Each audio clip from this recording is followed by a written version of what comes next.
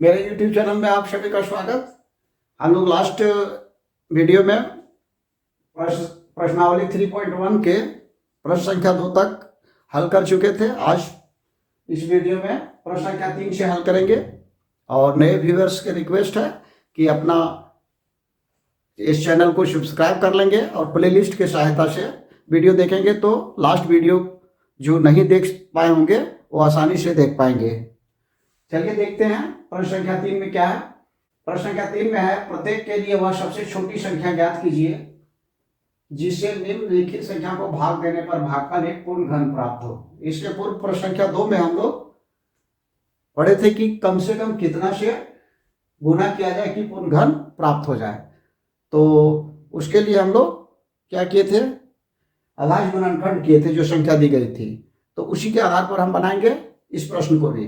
चलिए देखते हैं पहला खंड का पहला में दिया हुआ है 128। इसका अभाज्य गुणनखंड करते हैं। लास्ट में 8 है, 2 से लेंगे, 2 छक 12, 2 चौका 8, फिर 2 से लेंगे, 2 तिया 6, 2 दूना 4, फिर 2 से लेंगे, 2 एकम 2, 1 बच गया, 2 छक 12, फिर 2 से लेंगे, 2 अठी 16, फिर 2 से लेंगे, 2 चौका 8, फिर 2 से लेंगे, 2 दूना 4। यह अभाज्य गुणनखंड हमको प्राप्त हो गया।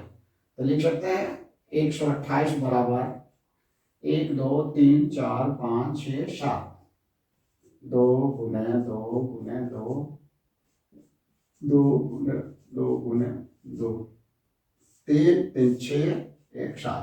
तो पूर्ण घन संख्या के लिए जान चुके हैं कि अभाज्य गुणनखंड की जो संख्या आएगी वो त्रिक के रूप में रहेगी, 3 का सेट में रहेगी। ठीक है, या तो 3 के समूह बोलिए। तो इसमें देख रहे हैं कि 1 2 जो है अकेला है। ठीक है, तो कहने का मतलब है कि 2 और रहता तो पूर्ण घन गुना करने से होता, लेकिन हमको यहाँ पर क्या है, भाग देने पर, यानी 2 को हटा देते हैं इस 2 को, तो ये क्या है, पूर्ण घन संख्या बन जाएगा। ठीक है, तो लिखेंगे यहाँ पर अभाज्य गुणनखंड से स्पष्ट है कि संख्या को 2 और 2 इंटू 2 से, है ना, संख्या को सॉरी भाग देना है, केवल 2 से भाग देना। संख्या को 2 से भाग देने पर पूर्ण घन संख्या प्राप्त होगा। ठीक है, तो सबसे छोटी संख्या कौन आ गई, दी जाने वाली सबसे छोटी संख्या, भाग दी जाने वाली सबसे छोटी संख्या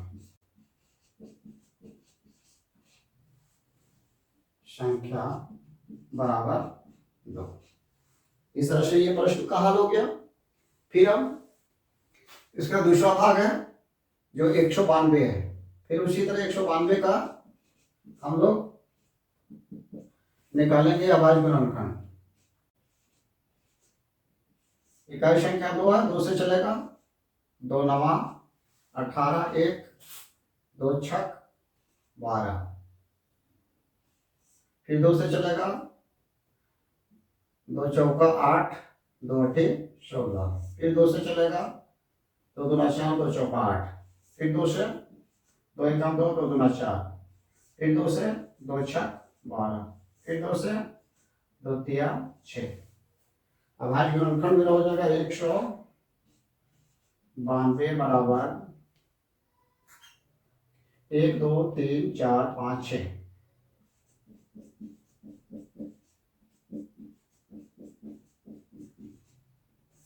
ये 6 हो गया और गुना 3।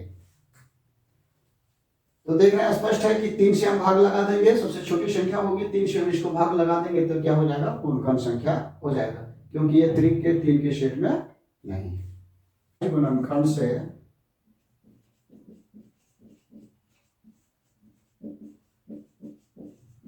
स्पष्ट है कि 3 से भाग देने पर संख्या पूर्ण घन संख्या बन जाएगी। इसलिए भाग दी जाने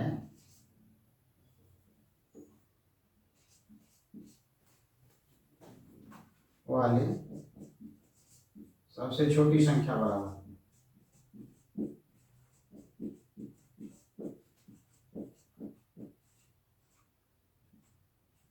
हो गया 3। यही आंसर हो गया। ठीक है। प्रश्न तीसरा का तीसरा भाग में है, संख्या दी हुई 7803। ठीक है, इसको हल करते हैं। अभाज्य गुणनखंड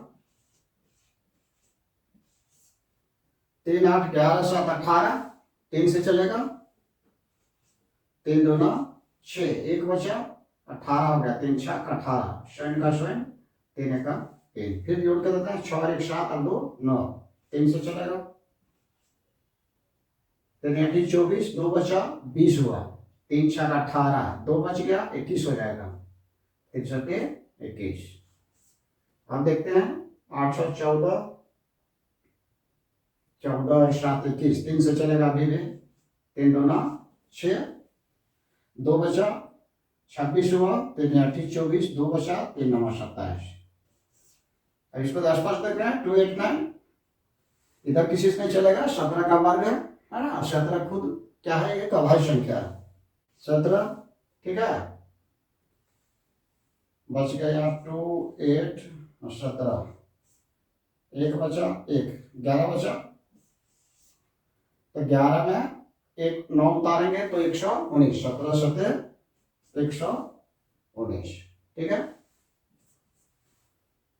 तो अब अभाज्य गुणनखंड हम लिख सकते हैं 7803 बराबर 3 गुणे 3 गुणे 3 गुणे 17 गुणे 17।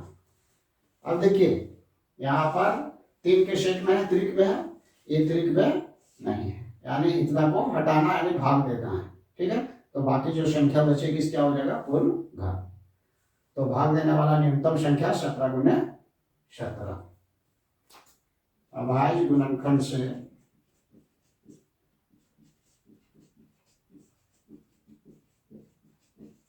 स्पष्ट है कि संख्या को 17 गुणे 17 से 17 गुणे 17, 17 को 17 से गुना करें क्या आएगा, 289 से भाग देने पर पूर्ण घन संख्या प्राप्त होगा।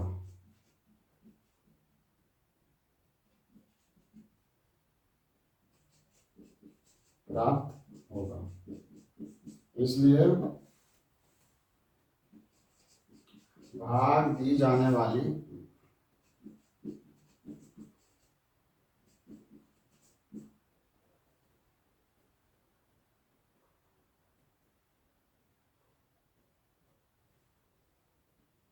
सबसे छोटी संख्या बराबर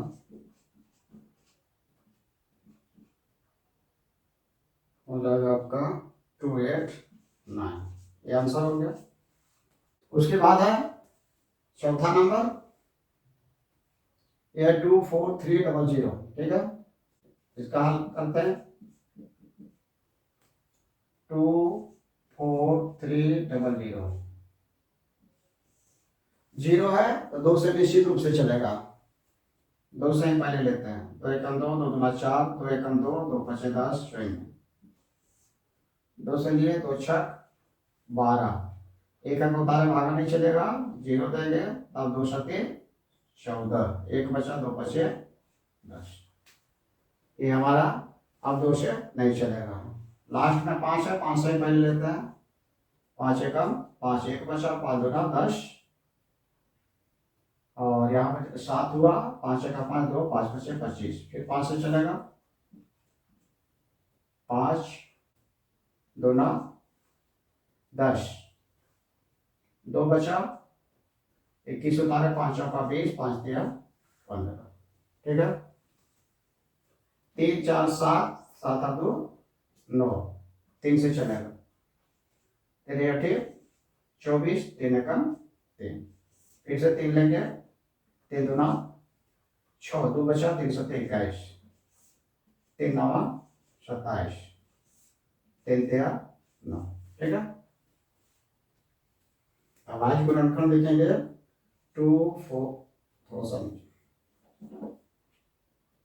2 4 3 0 0 बराबर क्या हो जाएगा, 2 तो 2 गुने 5 गुने 5 गुने 3 गुने 3 गुने 3, 4 ठो 3 है, 1 2 3 4 5 ठो है, 2 ठो 2 हुआ, 2 ठो 5 हुआ, 1 2 3 4 5, 1 2 3 4 5। ठीक है, अतिरिक्त करते हैं, केवल 3 3 3 का ही त्रिक है, बाकी त्रिक नहीं है। अब ये सारी संख्या जो गुना करके आएगी, ये उतना से भाग देना पड़ेगा। तो लिखेंगे अभाज्य गुणनखंड से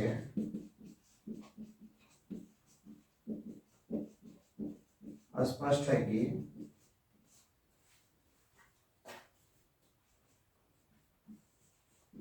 संख्या को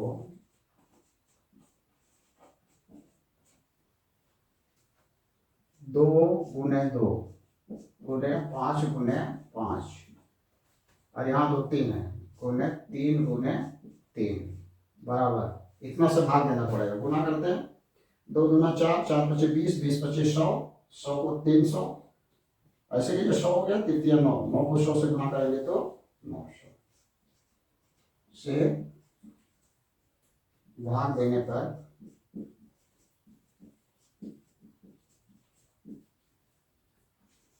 पूर्ण धन संख्या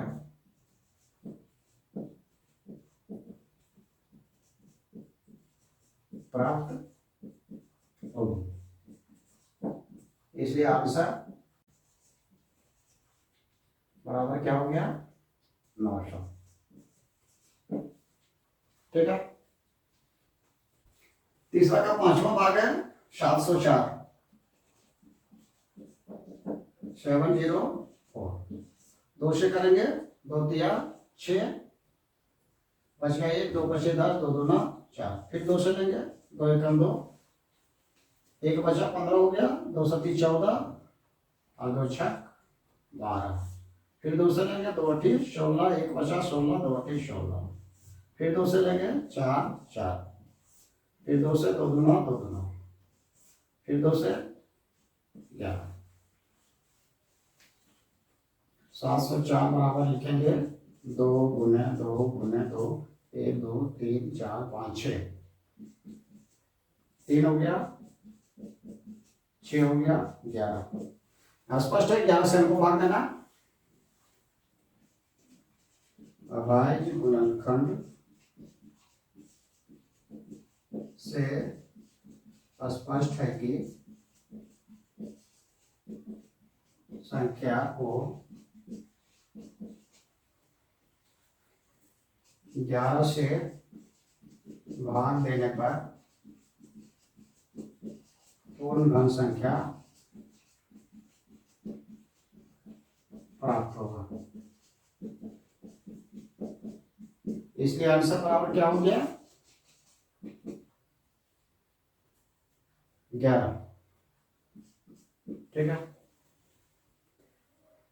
अब प्रश्नावली 3.1 के प्रश्न संख्या चौथा है। यहाँ पर लिखा हुआ है, एक संख्या को 5 से गुणा करने पर उसका घन कितना गुना हो जाएगा। बहुत सारा सिंपल क्वेश्चन है, और ये ऑब्जेक्टिव में भी आप लोगों को आ सकता है। मान लिया कि संख्या बराबर x मान लिया, ठीक है। तो यहाँ क्या कर रहा है, संख्या को 5 से गुणा कर दूंगा।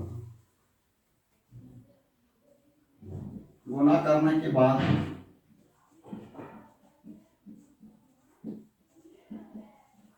प्राप्त संख्या बराबर 5 गुणे x that is equal to 5x। ठीक है, अब कह रहा उसका घन कितना गुना हो जाएगा, यानी दोनों संख्याओं के घन की तुलना करना हमको। ठीक है, तो लिखेंगे x का घन लिखे x क्यूब। ठीक है, फिर 5x का घन यानी 5x क्यूब बराबर हो जाएगा 5 गुने 5 गुने 5 गुने x क्यूब बराबर हो जाएगा 5 5 पचे 25 25 पचे 125 125 x क्यूब। अब कह रहा है कि ये इसका कितना गुना हो जाएगा। ठीक है, तो ये प्राप्त करने के लिए इसे इसको बाहर लगा देंगे, है ना। 125 x क्यूब तुलना करने के लिए x क्यूब। ठीक है, x क्यूब कैंसिल हो गया, यानी 125 गुना, ये आंसर हो गया। पांचवा प्रश्न है, परीक्षित प्लास्टिसिन का एक घनाभ जिसकी भुजाएं 5 सेंटीमीटर 2 सेंटीमीटर और 5 सेंटीमीटर है। ठीक है, परीक्षित के पास एक 5 गुने 2 गुने 5 के आकार का एक घनाभ है। ठीक है, एक घन बनाने के लिए ऐसे कितने घनाभों की आवश्यकता पड़ेगी, मैंने कुल घनाभ कितना हो जाएगा जिससे वो एक घन बना ले। ठीक है, सिंपल क्वेश्चन है, इसके पूर्व इस तरह का प्रश्नों को हल किया उसी पर आधारित है। तो यहां पर लिखते हैं घनाभ का आयतन, घनाभ का आयतन बराबर क्या होता है, लंबाई गुणे चौड़ाई गुणे ऊंचाई। ठीक है, तो यहां पर दिया 5 गुने 2 गुने 5। तो इसको हमको घन बनाना है, तो हम संख्या में क्या करते थे कि 3 का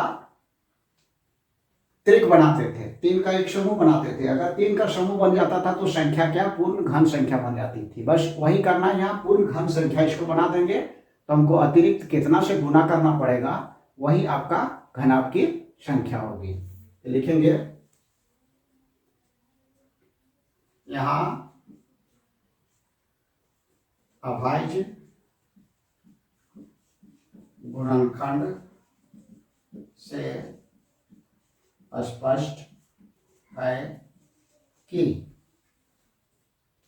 2 5 पहले से है, 1 5 की आवश्यकता है, 1 2 पहले से है, 2 2 की जरूरत है। बराबर कितना हो गया, 5 10 दूना 20 से गुना करने पर यह एक पूर्ण घन संख्या बन जाएगी। हमको पूर्ण घन संख्या बना देना,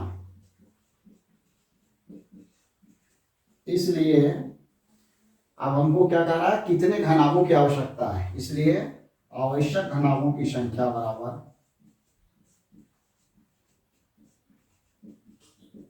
की संख्या बराबर 20।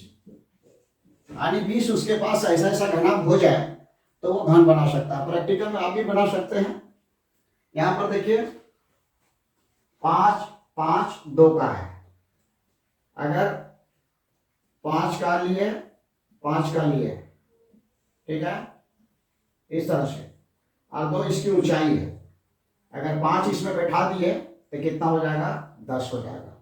ठीक है, बस उसके 2 5 10 5 लेंगे यहाँ पर, फिर उसके बगल में 5, फिर 5 5, अब क्या हो जाएगा, यहां पर हो जाएगा मेरा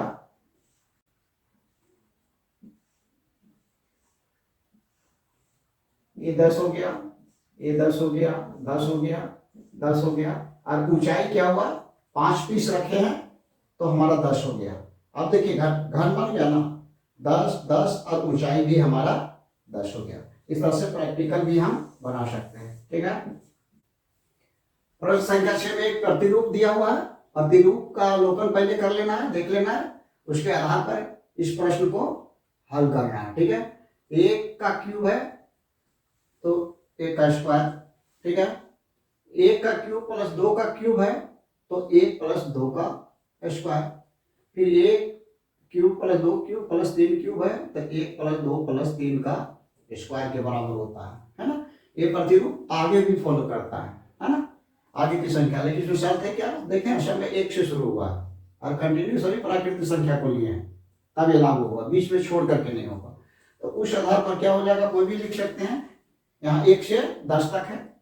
ठीक है, यानी 1 से 10 तक का लिख करके उसका होल स्क्वायर के बराबर होगा, इसका जो सम होगा। ठीक है, यहाँ भी चेक करके देख सकते हैं। 1 का क्यूब 1, 2 का क्यूब 8, 8 और 1 9 हुआ, 1 2 3, 3 का वर्ग 9, आखिर दोनों इक्वल हो गया।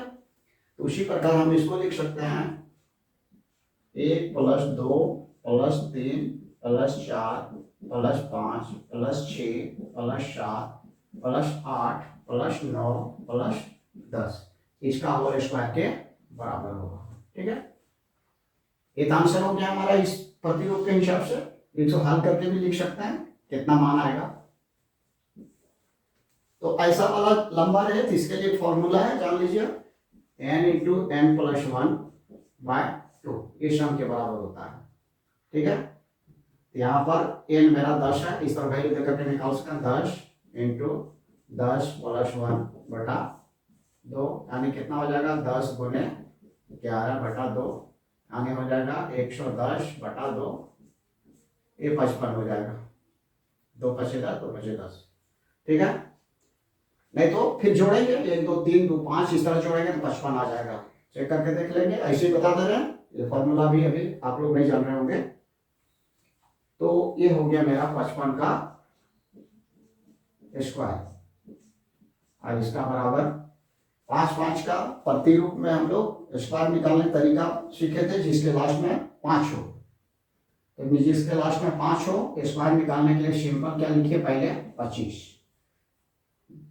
दहाई अंक को छोड़ देंगे, दहाई अंक में आता है, दहाई अंक में 5 है, 5 से बड़ा कर दीजिए, नेक्स्ट वाला नंबर लीजिए, 5 से नेक्स्ट वाला 6 है, तब दोनों को गुना कर दिए, 5 6 30, ये निकल गया 30 25। ठीक है, इस तरह से सिंपल सा प्रश्न है, ये यूज हो सकता है पैटर्न का इस तरह का सम हल करने के लिए। 7वां प्रश्न बहुत सा सिंपल है, निम्नलिखित घन में कौन सम या विषम है ना। प्रश्न के अनुसार तो ये क्या कह रहा है, ये सारी संख्याएं क्या है, घन है, और इसमें सम या विषम की पहचान करनी है। ठीक है, तो सम तो हम जानते हैं कि 0 2 4 6 8, जिसके लास्ट में होगा क्या होगा, वो सम होगा। और दूसरी बात समझ ले, सम का घन जो है सम होता है, विषम का घन विषम होता है। किसी संख्या सम संख्या का घन निकालते हैं तो वो घन संख्या जो प्राप्त होगा वो सम ही होगा, इसको याद रखेंगे। लेकिन यहाँ पर हम लिखते हैं देख करके 8 है किनारे, तो क्या हो जाएगा, ये सम, इसका क्या हो जाएगा, ये भी सम, और ये इसका आंसर हो जाएगा विषम, और ये भी आंसर हो जाएगा विषम। ठीक है, इस तरह से प्रश्नावली 3.1 समाप्त हो गया। ठीक, धन्यवाद।